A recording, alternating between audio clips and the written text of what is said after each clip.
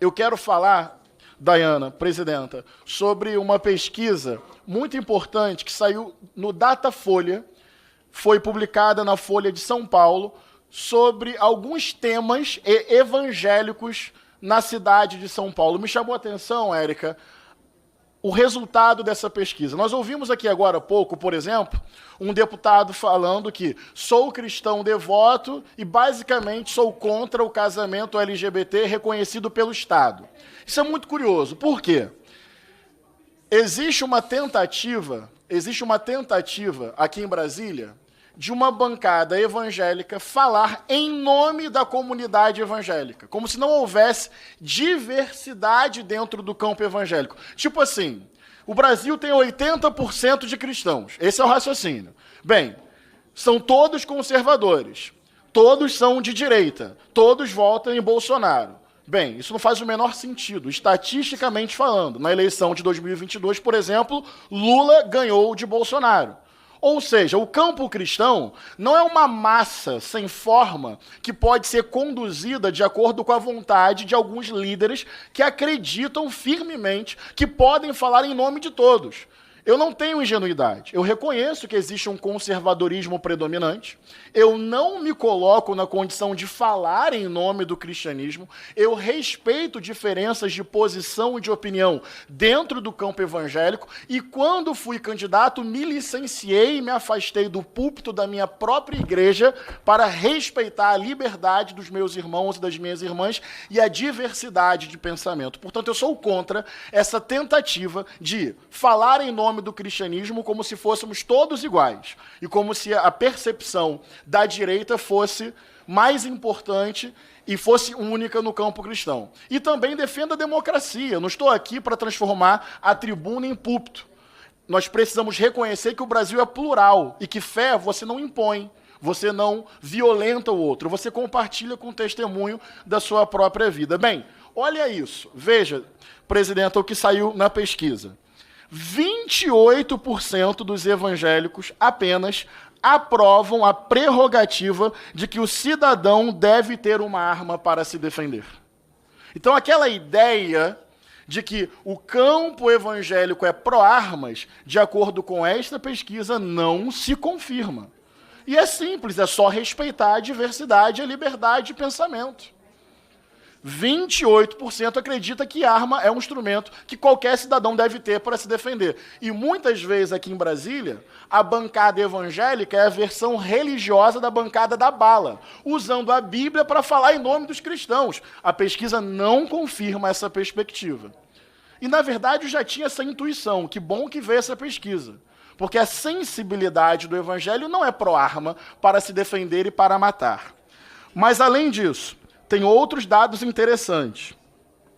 A cada 4 evangélicos, 3 acham que a escola deve abordar educação sexual, porque é importante que a escola seja um lugar para ensinar às crianças o que é assédio, o que é abuso, o que é um toque indevido, que a escola é um lugar importante para que haja respeito à diversidade. 3 a cada 4 evangélicos acham que deve haver educação sexual nas escolas. Aí aparece a palavra educação sexual, vem parte da bancada evangélica, chama de ideologia de gênero, tentando criminalizar o debate, e acha que fala em nome de todos os cristãos. Eu no caso, defendo a educação sexual, sim, para que as crianças aprendam a se proteger, identificar aquilo que é insinuação, intimidação, coerção, assédio, abuso, um convite indevido, uma violência. Outro dado interessante, olha esse, presidenta. 56% acreditam que durante o período eleitoral os pastores não devem indicar candidato dentro da igreja no púlpito. Portanto, uma percepção que começa a crescer no campo evangélico de que a igreja tem que ser autônoma, que Jesus realmente é mais importante que candidato A ou B, não é esquerda ou direita. Tem famílias destruídas, teve até tiro dentro de igreja em 2022. Uma certa criminalização de quem é de esquerda. Olha isso, uma tentativa de repente, dizer, você é cristão, você é evangélico, então você é pró-armas, então você vota em Bolsonaro. E a pesquisa não comprova esta tese. Nós precisamos respeitar a liberdade que as pessoas têm de, a partir da sua fé, desenvolver a sua opinião e o seu voto. E a maioria do campo evangélico começa a se cansar dessa partidarização que transforma a igreja em comitê e o púlpito numa tribuna de um candidato, associando quase que automaticamente evangélicos à direita. Eu fico feliz, há um derretimento disso, há um cansaço. Até porque trata as pessoas como massa de manobra. E eu não estou pegando esses dados, concluo com isso, para dizer o seguinte, viu, gente? O campo evangélico é de esquerda. Eu não estou fazendo isso. Eu não me sinto no direito de dizer isso. Isso não tem nem base na realidade. O campo evangélico tem trabalhadores e trabalhadoras, a maioria é pobre, preta, periférica, favelada, a maioria é de mulheres e mulheres negras, tem diversidade, tem conservadorismo, admito, a maioria votou em Bolsonaro, admito, mas é tudo uma massa uniforme, pensando, crendo e votando do mesmo jeito? Não é. E qualquer um que usa o campo evangélico como se fosse dono dele, na minha opinião, está tratando as pessoas como idiotas, partidarizando a igreja, transformando o púlpito em extensão da sua visão política. Eu não estou aqui para fazer isso. Eu sou evangélico, nascido em igreja batista, sou do campo da diversidade, dos direitos humanos, da justiça social e não estou no parlamento para defender uma igreja. Estou no parlamento para defender a democracia, os direitos humanos, os povos vulnerabilizados pela injustiça, numa agenda laica e democrática. A fé, presidente, é uma inspiração e um horizonte.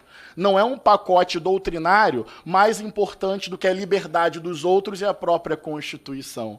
Que bom que saiu essa pesquisa do Datafolha dizendo, por exemplo, para terminar o debate de direitos humanos, a maioria dos evangélicos, segundo essa pesquisa, rejeita essa ideia de que cada cidadão uma arma na mão. Quero respeitar as igrejas, respeitar a diversidade, respeitar os meus irmãos, respeitar quem discorda de mim e fazer um bom diálogo sobre o risco que é o bolsonarismo para a democracia e para a autonomia das igrejas no Brasil.